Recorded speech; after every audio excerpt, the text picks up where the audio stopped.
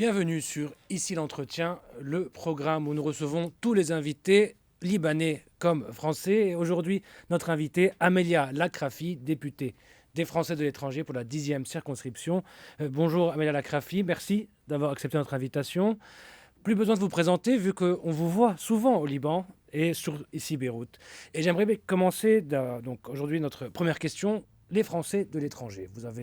Aujourd'hui, vous venez d'arriver d'Égypte, vous avez rencontré les Français de la diaspora, aujourd'hui les Libanais. Qu'est-ce qu'ils vous disent, ces Français de l'étranger, leur ressenti par rapport à leur lien avec la France peut-être? Est-ce qu'ils se sentent français, complètement écoutés par la métropole? Merci pour l'invitation. Alors, qu'est-ce qu'ils me disent, ces Français? Ils me disent qu'ils sont inquiets, parce qu'en fait, c'est vrai que même quand on est loin de la France, on se sent français, évidemment.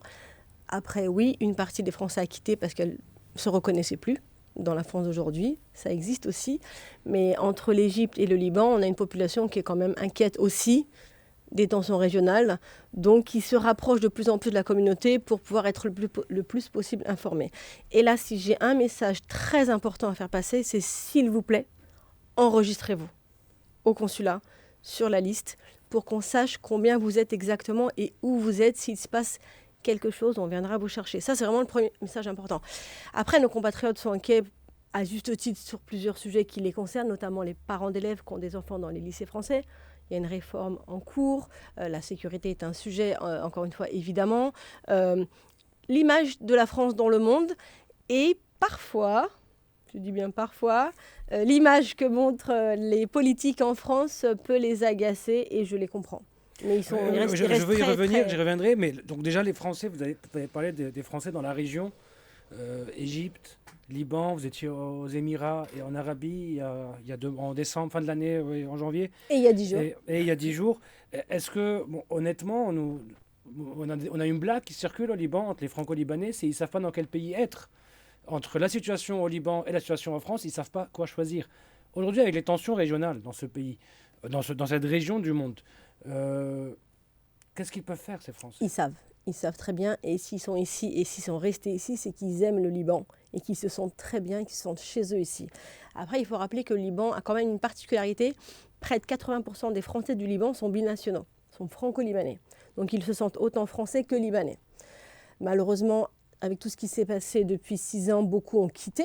Beaucoup ont quitté pour l'Égypte et beaucoup ont quitté pour l'Arabie Saoudite et le plus pour les Émirats. C'est vrai, mais quand même, il y a encore 20 000 au registre. Ce n'est pas rien. Dans un pays avec autant de sujets sécuritaires, sociaux, économiques, c'est quand même un chiffre non négligeable. Ils savent très bien où ils habitent. La plupart, ils veulent rester ici, ils sont bien ici, mais ils sont attentifs à ce qui se passe et attentifs à les informations qu'on va leur diffuser pour les mettre en sécurité. Est-ce qu'ils comptent sur la France pour je me dis, j'espère. Ok, je suis là, mais je suis là, je reste au Liban, quoi qu'il se passe, c'est pas grave, la France va m'évacuer. Ils ne se disent pas forcément ça, mais je pense qu'ils comptent sur la France parce que tout le monde sait que la France, quand elle doit évacuer, elle évacue. Au Liban, elle a déjà évacué et elle l'a très bien évacué. Et je remercie tout le temps et dès que je peux remercier nos militaires. L'armée française est excellente. Les logisticiens militaires français sont parmi les meilleurs au monde. Et dois-je rappeler Khartoum, on est les seuls à avoir fait évacuer 78 nationalités différentes. Donc je pense qu'ils savent compter sur les militaires français. Donc, vous avez parlé juste avant des lycées français de l'étranger. Donc on a pu voir dans la presse française notamment ces quelques jours une crise qui se prépare. On a un problème de budget. Il y a des frais de scolarité qui ont augmenté pour les Français d'étranger. Et il y a donc une classe moyenne de Français qui sont à l'étranger qui se plaignent de cette hausse de scolarité. Qu'est-ce qui se passe avec l'AEFE? Alors l'Agence de l'enseignement français à l'étranger, l'AEFE, coordonne tous les lycées français du monde avec plusieurs niveaux d'accompagnement des lycées. Nous avons au Liban 68 lycées, 60 partenaires, 8 conventionnés. Ces lycées souffrent déjà de la crise interne au Liban. On a une grosse crise financière due à la crise du Liban. Donc ce n'est pas que les Français, c'est tous les parents qui ont des élèves dans les lycées français, qu'ils soient libanais ou de nationalité tierce, souffre. Parce que les frais de décollage ont beaucoup augmenté, oui, dû à la dévaluation, dû à énormément de sujets, l'augmentation de l'électricité, etc. Ensuite, l'agence en elle-même, elle a une période, on peut dire compliquée, plus que compliquée même, parce qu'il faut revoir son modèle et nous avons tous envie, et le président le premier, qu'elle soit pérenne. Donc pour qu'elle soit pérenne, elle doit se réformer. Donc il y a eu le 18 décembre un conseil d'administration dans lequel il y a eu des décisions d'urgence qui ont été adoptées, qu'on a dénoncées. Nous, les députés des Français à l'étranger, les sénateurs des Français à l'étranger et les élus locaux que vous avez ici, vous avez des conseillers des Français à l'étranger, comme on en a dans le monde entier. C'est des élus qui sont l'équivalent de nos conseillers municipaux, qui sont là, à l'écoute et au plus près des Français dans les grandes villes, enfin partout d'ailleurs. On a tous dénoncé cette décision de ce conseil d'administration, parce que c'est pas comme si ça fait plus de... Depuis au moins 2017, avant nous, je ne sais pas ce qui s'est passé, mais au moins depuis 2017, que nous alertons pour dire il y a un sujet de gestion, il y a un sujet, il faut séparer les métiers entre la gestion ce qu'on appelle les EGD, les établissements en gestion directe, et les partenaires et les conventionnés.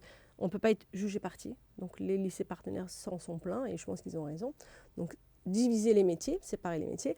Moi, je plaide depuis 2018 pour créer un rectorat dédié Français à l'étranger, ou un DAZEN. On en a un pour les DOM-TOM. Pourquoi on n'en aurait pas un pour nos compatriotes à l'étranger? Parce qu'aujourd'hui, les rectorats, par exemple au Liban, on est rattaché au rectorat de Marseille. Si je oui, et d'autres, Grenoble, et d'autres, ça ne nous convient pas, parce que je peux avoir dans un pays, et on l'a eu dans un pays de la circonscription, 2 lycées dans la même ville, avec 2 rectorats différents de référence. Donc quand je suis parent et que j'ai mes enfants dans les 2 lycées, les vacances ne sont pas les mêmes. Allez chercher leur. Donc moi, je milite pour qu'on ait un rectorat ou un DAZEN. Donc il y a un changement. Donc il y a une mission confiée par le Premier ministre. Donc ça veut dire que c'est important pour le gouvernement. C'est le Premier ministre qui a confié une mission pour remonter. En fait, ce qu'on va tous faire, députés, sénateurs, c'est un état des lieux. Donc les parents d'élèves, les proviseurs, et moi je fais la tournée avec tous les proviseurs, les parents d'élèves, les parents, et j'ai une réunion publique tout à l'heure pour remonter aussi l'état des lieux et des idées. Parce que tous nos compatriotes ont des idées. Donc, remonter des idées. Et le premier rapport va arriver au mois d'avril, mais le rapport définitif sera pour mai.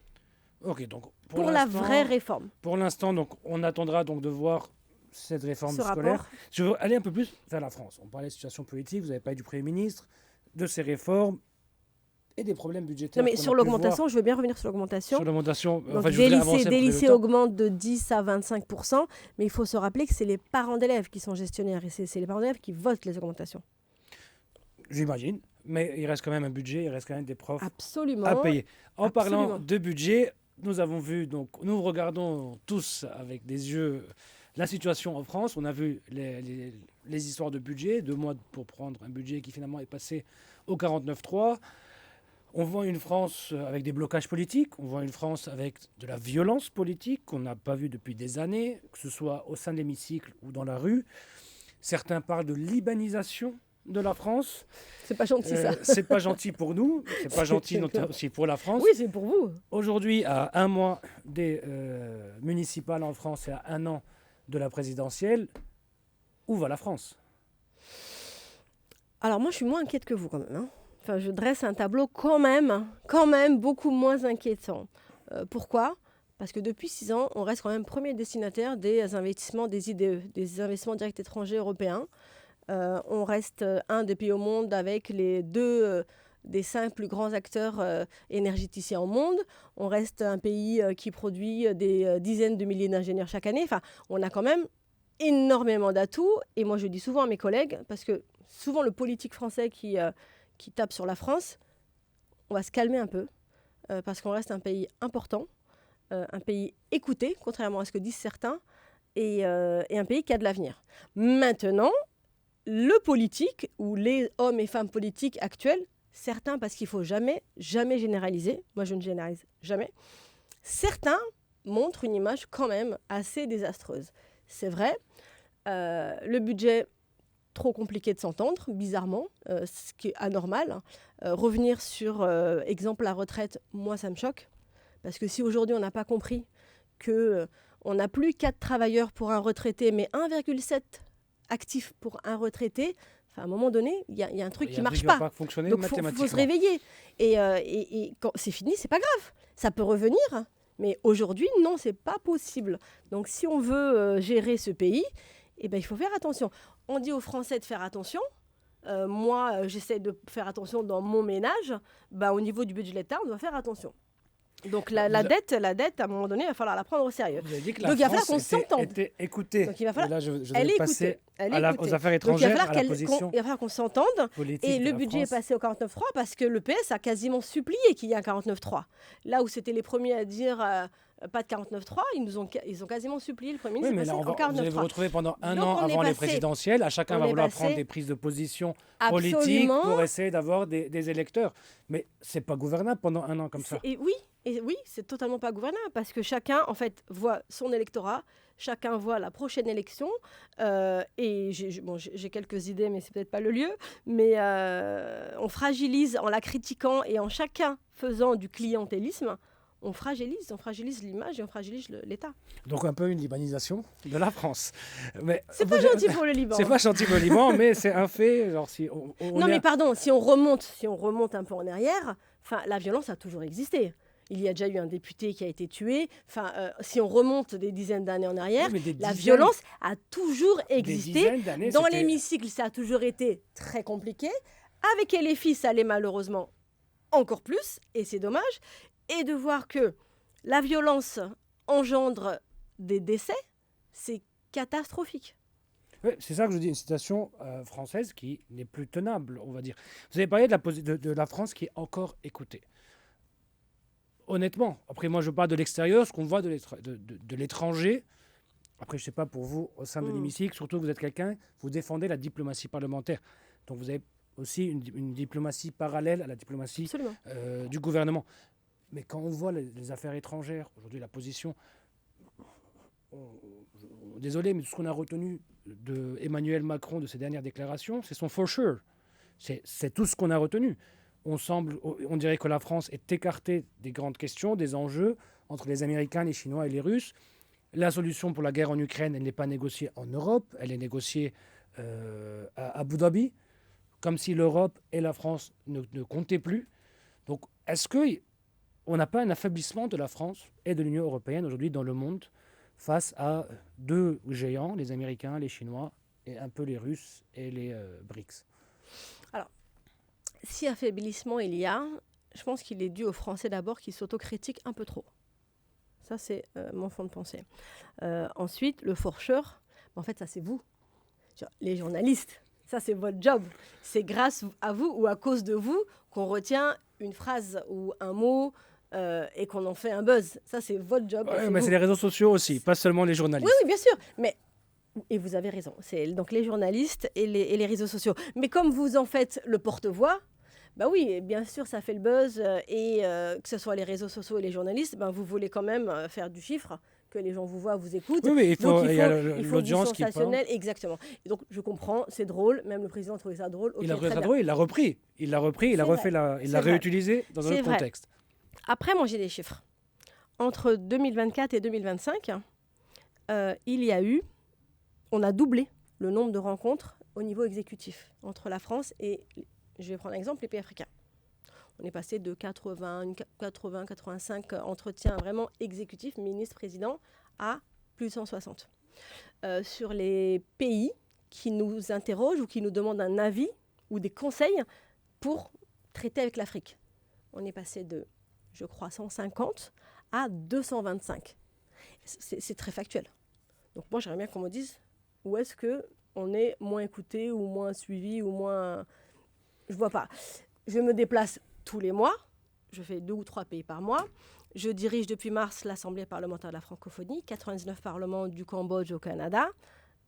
On demande tout le temps l'avis de la France. On nous attend parce qu'on est membre permanent au Conseil de sécurité, c'est pas rien. Et vous me parlez de l'Ukraine.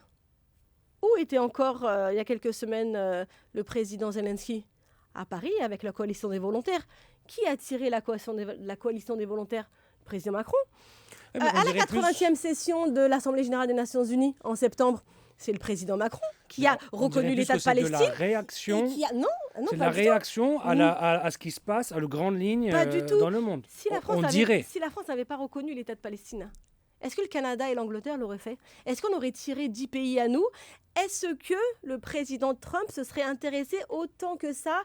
Il veut sa médaille. Qu'il fasse la paix, qu'on lui donne. On peut lui en donner 10 s'il veut. Tant qu'il n'y a plus de sang qui coule, ça me va. Oui. On lui en donne 10. Mais si la France et son président n'étaient pas à la manœuvre, il y aura encore, pour moi, il y aura encore donc une France un qui bombardement à Gaza. Écoutez. Et le Liban. On en parle du Liban? Il y en a plein qui fatiguent du Liban. Le président Chirac a fait plein de choses, Cèdre, etc. Vous vous souvenez? Beaucoup fatiguent. La France ne fatigue pas, Macron ne fatigue pas. Qui va organiser le 5 mars la conférence pour récolter des fonds pour les forces armées libanaises? Paris. C'est la France. Donc, d'une part, elle ne fatigue pas, et elle tient à ce pays et à cette région, et c'est elle qui va encore pousser, tirer, pour qu'on puisse aider, accompagner, former, financer et armer, équiper l'armée libanaise. Donc une France forte vous entend aussi défendre le président de la République. Et donc ma question, vous êtes élu depuis 2017 dans les rangs de la République En Marche. En 2017, oui. Aujourd'hui, vous êtes apparenté.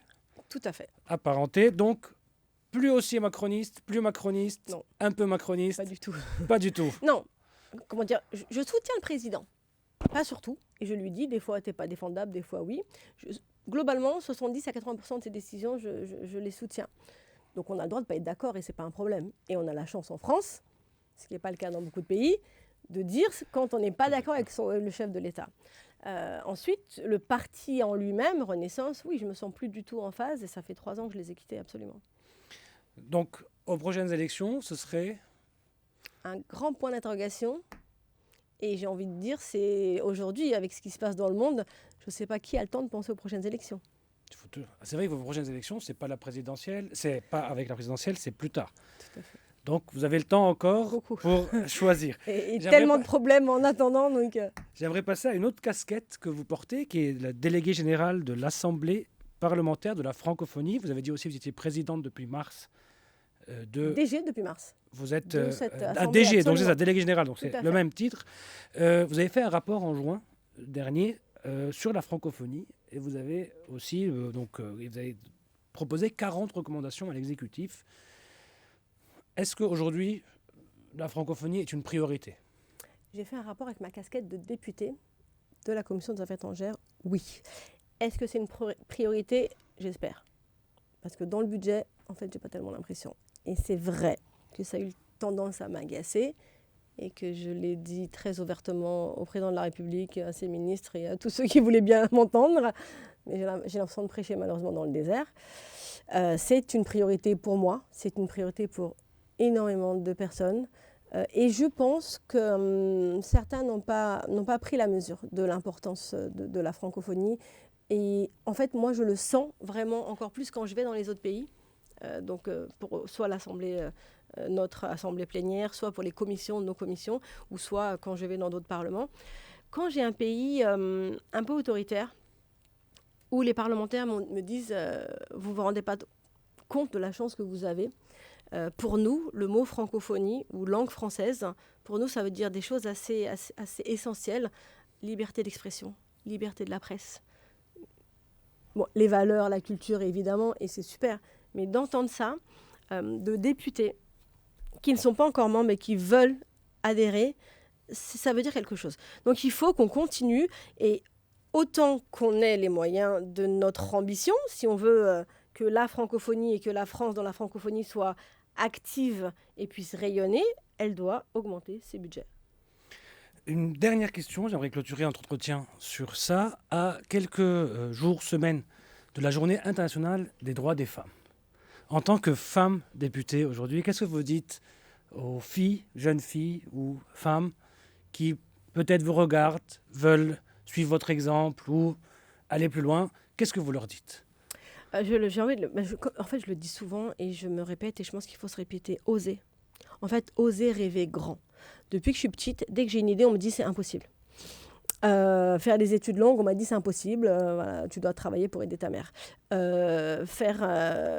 Avoir un métier rémunérateur, oui, mais sans réseau, c'est pas possible. Créer ma boîte, c'est pas possible, t'as pas de réseau. Et puis quand j'ai dit que j'allais être députée, parce qu'on est venu me chercher, on me dit tu ne seras jamais élu. Enfin, à un moment donné, arrêtez d'écouter les voisins ou ne parlez pas de vos projets. Parce qu'en fait, et c'est très humain, les gens vont, projeter sur vous leur peur, leur vie.